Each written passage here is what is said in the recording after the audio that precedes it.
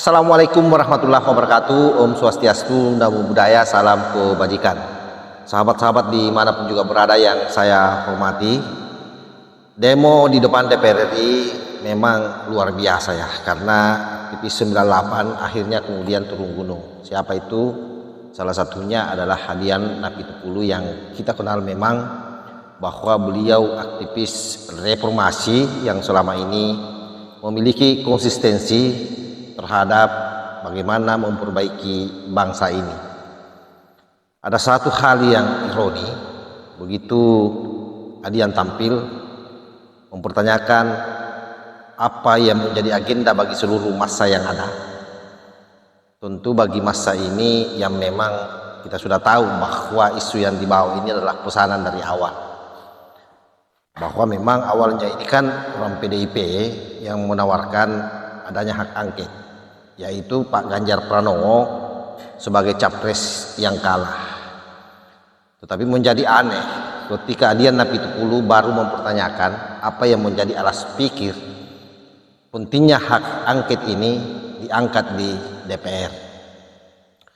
Ya tentu bagi masyarakat yang hadir di dalam demo itu pasti hanya berteriak hak angket itu penting, tapi soal alas pikirnya saya kira sebentar dia akan susah untuk menemukan alasan yang rasional yang memungkinkan memang hak angket itu dijalankan. Yang sesungguhnya itu pun Adian tidak perlu mempertanyakannya, sekalipun dia merasa bahwa menjadi perwakilan praksi, karena tentu anggota DPR jauh lebih paham apa kira-kira prasyarat atau alasan yang paling mendasar untuk hak angket itu dijalankan. Nah, dari sini kita bisa mengambil kesimpulan bahwa hak angket ini yakini saja dengan model pertanyaan Adian seperti itu, ini tidak akan jalan. Belum lagi misalnya PKB dengan hasil pertemuannya salah satu saudara dari Caimin bersama dengan Menteri Tenaga Kerja bertemu dengan Jokowi, saya yakin juga di sana membahas soal hak angket. Dan itu bertanda bahwa PKB sudah siap-siap angkat koper ke 02. Nah, itu yang kemudian membuat juga Anies Baswedan, kalau kita melihat videonya seharian ini, dia mengunjungi Muhaimin Iskandar seolah-olah pertanda bahwa Anies Baswedan ketakutan ditinggalkan oleh Muhaimin Iskandar dan berupaya mengunci untuk tetap berada di jalur perubahan. Tetapi tentu bagi Caimin sebagai ketua PKB akan memikirkan kapalnya, jangan sampai kapalnya ikut tenggelam. Apalagi kita tahu bahwa PKB memang tidak punya pengalaman oposisi. Kita kembali soal hak angket. Yang penting saya jelaskan di sini adalah apa sih sebenarnya urgensinya hak angket itu, dan apa yang menjadi syarat-syarat untuk hak angket itu dijalankan. Sebelumnya kita lihat dulu bagaimana orasi daripada Mas Sintong bersama dengan Adian Napitupulu di depan massa, yang awalnya kita berharap massa itu jutaan tetapi hanya ribuan. Kita simak secara bersama-sama. Merdeka dari dinasti, dinasti yang merusak reformasi dan demokrasi. Yang saya hormati Pak Din Samsudin, Pak Jumur Hidayat, para tokoh-tokoh pergerakan dan teman-teman sekalian yang menyampaikan aspirasi demokrasinya pada hari ini di depan gedung DPR RI ini. Saya, Mas Sintong, Bung Adian, Pak Arya Bima, kami ditugaskan oleh fraksi PDI Perjuangan untuk menemui teman-teman seperjuangan di depan gedung DPR RI ini. Artinya bagi kami sangat penting aspirasi tentang demokrasi yang diperjuangkan oleh rekan-rekan sekalian. Hari ini kita tidak bicara siapapun, tapi kita hari ini mau berbicara tentang masa depan reformasi dan demokrasi kita yang telah dinolkan oleh mereka yang memegang kekuasaan hari ini.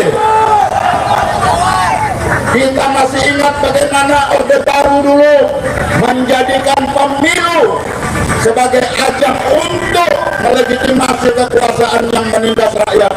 Dan hari ini kita mengalami situasi yang sama. Ini adalah bagian dari perjuangan politik rakyat sekalian. Perjuangan hukumnya itu nanti di MK. Perjuangan politik itu adalah hak kita semua. Setuju ya? Kita hari ini tidak lagi berbicara 01, tidak bicara 03, tapi kita bicara tentang perjuangan masa depan demokrasi kita. Demokrasi kita dimaukan oleh kehendak kekuasaan yang zalim, kekuasaan yang mengedepankan kepentingan para pemodal, kekuasaan yang merampas hak-hak rakyat, kekuasaan yang anti demokrasi. Maka kemanapun kita harus menyuarakan dan memperjuangkan demokrasi dan kedaulatan rakyat itu adalah sesuatu yang harus terjadi di Republik ini. Siapapun yang ingin menaikkan demokrasi, siapapun yang ingin menaikkan reformasi, maka sejatinya dia adalah musuh kita bersama. Untuk itu teman-teman di sini ada Bung Adian, ada Bung Junggur, beliau juga akan menyampaikan aspirasi kita semua, akan menyuarakan tentang demokrasi kita semua, dan tentu kami juga sebagai fraksi PDI Perjuangan, jika teman-teman perwakilan baik itu mahasiswa, tokoh-tokoh masyarakat, buruh, petani dan lain-lain yang ingin menyampaikan aspirasinya, fraksi PDI Perjuangan terbuka untuk menerima aspirasi demokrasi teman-teman sekalian. Hidup demokrasi! Dendangkan dinasti anti demokrasi. Dendangkan dinasti anti demokrasi. Merdeka! Merdeka! Merdeka! Terima kasih. Terima kasih. Selanjutnya Bang Adian, Nabi Kapal.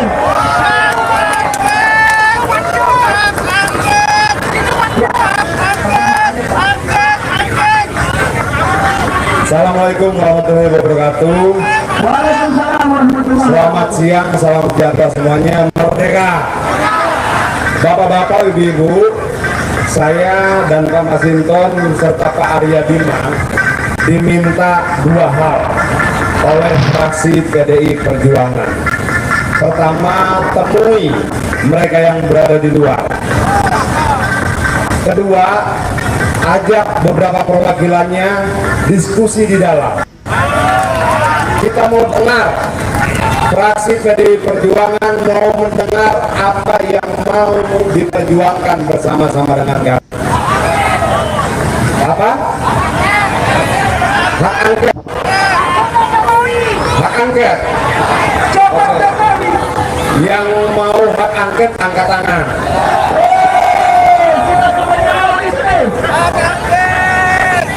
Hak angket ini dasar pemikirannya bagaimana, dasar hukumnya bagaimana, tujuannya bagaimana, pertimbangannya bagaimana. Nah, banyak yang harus kita bicarakan. Untuk itu kami diminta ke depan berbicara langsung dan menjemput perwakilannya untuk kita bicara di dalam. Setuju tidak? Setuju nggak?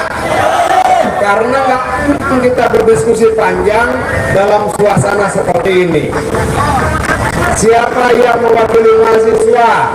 Berapa orang? Siapa yang mewakili yang lain? Berapa orang? Bawa lengkap dengan kertas-kertas pemikirannya. Kami tidak mau cuma bicara di depan sini, kami mau kita bicara serius di dalam sana. Yakinkan kami bahwa hak angket memang jalan keluar bagi persoalan bangsa ini. yakinkan kami bahwa memang pilihan terbaiknya adalah hak angket. Yakinkan kami tidak cuma dengan jumlah massa, tapi dengan pemikirannya, dengan ide-idenya, dengan data-datanya. Untuk itu saya, Pak Masin dan Pak Aryo Bimo diminta mewakili fraksi untuk berunding, berdiskusi, berbicara dengan perwakilan teman-teman yang ada di sini. Setuju? Boleh? Oke, kita sudah mendengar ya bagaimana Adi yang sendiri sesungguhnya dengan model bertanya ke massa soal apa yang menjadi alas pikir daripada hak angket itu diadakan, itu sudah tanda sebenarnya bahwa hak angket ini akan berat untuk diwujudkan. Jadi sekali lagi bahwa kalau memang PDIP yang bernafsu untuk mendorong hak angket, kenapa sampai hari ini itu belum dia jalankan, malah kan ditantang oleh Nasdem sebenarnya. Nah, bagaimana sih sebenarnya hak angket itu? Coba saya bacakan dulu aturannya supaya semua paham. Jangan kemudian teriak-teriak hak angket lalu undang-undang yang mengatur soal hak angket dan apa alasan-alasan yang bisa dilakukan untuk menjalankan hak angket itu kemudian kita tidak tahu, hanya asal bunyi saja. Nah, yang pertama, bahwa aturan tentang hak angket ini itu tertuang dalam Undang-Undang Nomor 17 Tahun 2014 tentang Majelis Permusyawaratan Rakyat, Dewan Perwakilan Rakyat, Dewan Perwakilan Daerah, dan Dewan Perwakilan Rakyat Daerah pada pasal 73, di mana bunyinya, dalam hal pejabat negara dan atau pejabat pemerintah sebagaimana dimaksud pada ayat 2 tidak hadir memenuhi panggilan setelah dipanggil 3 kali berturut-turut tanpa alasan yang sah, DPR dapat menggunakan hak interpelasi, hak angket, atau hak menyatakan pendapat, atau anggota DPR dapat menggunakan hak mengajukan pertanyaan. Dan bagaimana syaratnya untuk bisa memanggil orang yang terkait yang kita akan angket? Sebagaimana yang diatur dalam Undang-Undang Nomor 17 Tahun 2014. Yang pertama, bahwa hak angket wajib diusulkan minimal 25 anggota DPR dan lebih dari 1 fraksi. Jadi lebih dari 1 fraksi, artinya 2 fraksi sudah bisa. Jadi kalau memang PDIP berharap sekali untuk mengusulkan hak angket, saya kira tidak perlu menunda-nunda, karena jumlah anggota DPR daripada PDIP hari ini yang ada di Senayan itu 128 orang kalau tidak salah ya. Artinya lebih dari apa yang menjadi prasyarat. Yang kedua adalah lebih dari 1 fraksi. Ya PKS bisa lah gabung di situ, jadi sudah 2 fraksi kan. Nah itu. Yang kedua, pengusulan hak angket harus disertai dokumen yang memuat setidaknya materi kebijakan dan atau pelaksanaan undang-undang yang diselidiki dan alasan penyelidikan. Nah, ini yang menjadi pertanyaan besar di sini. Apakah misalnya apa yang ditudingkan bahwa telah terjadi kecurangan pemilu itu bisa dijadikan alasan untuk hak angket? Nah, bagi kita sebenarnya yang waras tahu persis bahwa dalam rangka untuk mewujudkan keadilan, kejujuran dalam proses pelaksanaan pemilu yang baru-baru kita lakukan ini, kalau toh ada yang dianggap curang, saya kira sudah ada lembaga yang ditunjuk, yang disepakati, dan itu juga merupakan produk DPR. Apa itu? Yaitu Bawaslu dan Mahkamah Konstitusi. Nah, kenapa tidak lewat jalur itu? Itu kan menjadi pertanyaan besar.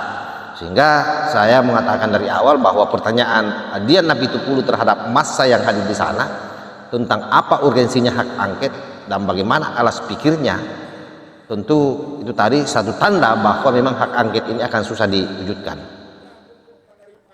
Yang kedua, bahwa usulan hak angket diterima jika mendapatkan persetujuan dalam rapat paripurna DPR yang dihadiri lebih dari setengah jumlah anggota DPR.